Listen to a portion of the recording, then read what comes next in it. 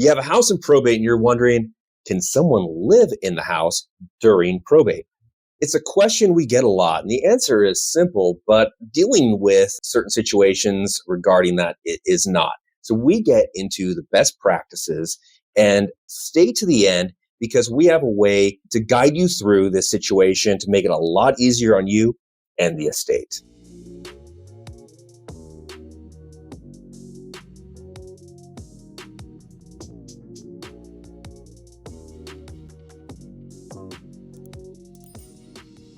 Welcome back to the channel. I'm Brendan Moore, California Realtor and Certified Probate and Trust Specialist. And I'm Bill Heyman. I'm a licensed real estate broker and realtor in California, Nevada. I'm also a licensed professional fiduciary in California, and I'm a registered and bonded legal document assistant specializing in probate in both California and Nevada with over 30 years of experience in probate, and I've probated well over 1,000 cases. We get lots of probate and probate real estate questions every day, so please subscribe to our channel, like this video, please comment, text, email, call us. Our contact information is below. We can help you anywhere in California, Nevada. Our team does probate sales anywhere in both of those states, as well as probate administration service. Please check out our other videos. We have some great guidance for you, even more coming every week. Okay, so Bill, we've dealt with this a lot. Yes, we have. Yes, well, we'll go through whether you can live in a house in probate and some of the complications involved. So can someone live in a house in probate? Well, Brendan, the short answer is yes. I wish the answer was no, but the short answer is yes. This happens quite a bit where mom or dad passes away and maybe one of the heirs, the children, are living in the home or a couple of them are, which is fine. But you have to be sure that if someone is going to live in the probate home, that they will voluntarily leave when the home is sold. Because if they won't voluntarily leave, you're likely going to be faced with an eviction process, which is a whole nother headache that the executor or administrator is going to have to get involved with. Now, as Brendan said, we've been involved in a number of probate cases where we've had someone living in the probate home that would voluntarily left, and we've also had cases where they wouldn't leave. One of the things that I always suggest that no matter who's living in that probate home, unless it's the executor or administrator themselves, if it's someone other than that, I always suggest that you have a 60-day notice to quit served on whoever is living there. Now, most of the time, usually, all the probates that Brendan and I are involved with, it's a friendly family situation. People generally, they're not arguing over anything. They're not fighting. They just want to get the process done. So what I always do is I let the people who are living in the probate home, I let them know that they are going to be served a 60-day notice. It's just part of the process that we're going through. Please make yourself available when the process server comes. He's going to knock on your door. He's going to hand you this document. Please accept it. It's very important that you get that done so that the executor or administrator basically can start the eviction process if they have to. Most of the time they won't, but if they do, they've already gotten that 60-day notice served and taken care of. So that's very, very important. The other problem with people living in the home, whether they're family members or not, it's a hassle for realtors to show the property. It just is. Because a potential buyer's realtor and buyer, they want to get in the house and see it. They've got to call. They've got to try to set up an appointment that's okay with whoever's living in the home. It's harder. It just makes the whole process harder. Yeah, it really can. And a lot of times what I've found is when we're dealing with a lot of the homes we're selling in probate, that whoever is living in the home, even the personal representative, that be the administrator or the executor, has never actually purchased a property before. And they maybe don't know the process. They don't know what it was like for them when they purchased a home. And typically what happens when a home is on the market, it's listed in the MLS and any potential buyer can see it. When a home is listed in the MLS, it goes to Zillow and Realtor.com and all those websites you've heard about. And then that person tends to be working with a realtor. That realtor will then look at the listing and they'll see how do they show the home. It'll say something like call the listing agent because the listing agent needs to make an appointment. Well, we live in like an on-demand society now where you can order from Amazon and get it the same day. So what ends up happening in real estate is that, like if I'm listing a home, I'll get a call and the agent will say, hey, my client wants to see the home in the hour. Can I show it then? And there's typically, at that point, I would contact whoever's living in the home and say, hey, can somebody see this at that time? Now you can have some instructions saying that, please give at least 2 hours notice or even 24-hour notice. If you give 24-hour notice, though, you're going to limit showings dramatically because people just don't plan ahead anymore. And they're also used to a market that is sometimes hotter where they need to see a home very quickly. Otherwise, they may lose out on it. So if a home is vacant, it looks very clean. There's no, dated furniture anywhere. The home is typically all swept up and everything, and it's easy to show. They can show it anytime.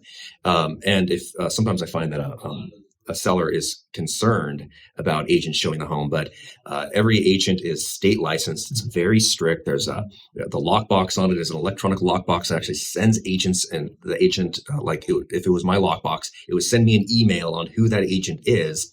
And it's all unique to each agent who is showing the home. So it's really a very secure process. So it's really beneficial to have that home vacant. Anything more you'd like to add? I completely agree that having a probate home vacant is really the best way to go if you can do that. I always suggest that to our clients that if there's any way that whoever was living there can leave and let's get the home vacant, let's do it that way. It's much, much better. What I suggest to executor administrators who are going to have someone live there, especially if they're family members, is, just draw up some sort of little agreement that basically says that the people living there understand that the owner passed away, the home's going to be put up on the market for sale. They agree to vacate the home 3 days before close of escrow. Just have them sign off on that and date it and keep that, because that will be helpful. You still might end up having to go through the eviction process if they don't leave, but having something like that in your file is going to be helpful. It's going to be helpful. The other thing that a lot of people aren't aware of is if you have non-family members, say the place is being rented and someone passes away, those renters still have to continue paying rent each month, and that rent goes to the estate, goes into an estate account. But often what Brendan and I have seen is there'll be family members who are heirs who are going to receive some portion of the sale proceeds from the house. They may be the ones living there. And when someone passes away, they don't normally, a lot of times, they don't pay any rent. They don't understand that they're supposed to. The executor administrator should be collecting fair market rent from those family members each month living there. That's what you're supposed to do. Now, that's not always what happens. A lot of times the families are all in agreement and say, yeah, you don't have to pay any rent. But I've seen cases where someone is paying a $3,000 a month mortgage payment on a probate home until it's sold, and there's family members living in there paying zero rent. Well, if you don't get the home sold fast, $3,000 a month adds up quickly, and that can get to be problematic. So I'm not saying that family members living in a probate home have to pay rent to the estate, but technically that's an option. That's an option available to the executor administrator. So it's important that you know that.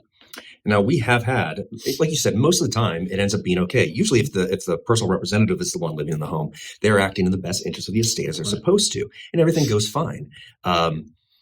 Like I said, I would prefer it to be vacant, but sometimes it's really okay. You're just you're keeping an eye on the home, you're keeping it clean, you're keeping the lawn mowed, things like that. That can be nice. But where we have seen problems, and this is not most of the time, but we have seen issues where someone living in the home, even a family member, someone who stood to actually get an inheritance from the sale of the home, refused to leave.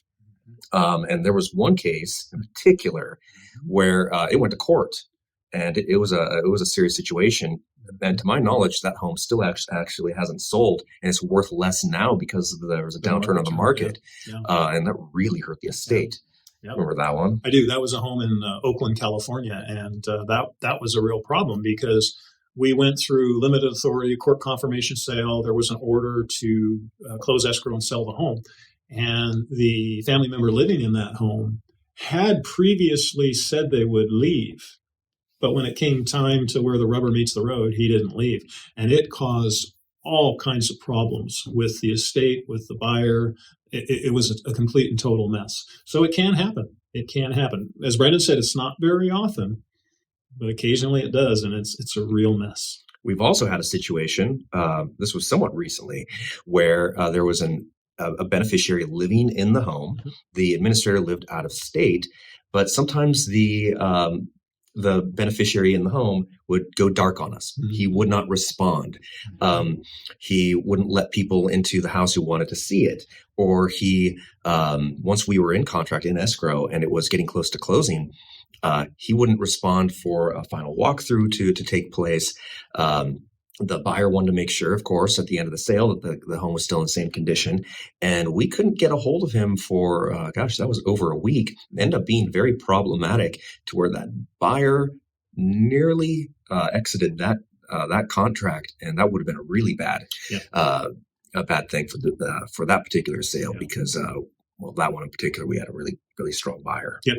Yeah, absolutely. So again, these are just examples of things that can happen, and all the more reason to, if at all possible, try to have the probate home vacant when you sell it, or if someone's going to live there, hopefully it's just the executor administrator. Those are the two best scenarios in situations like that.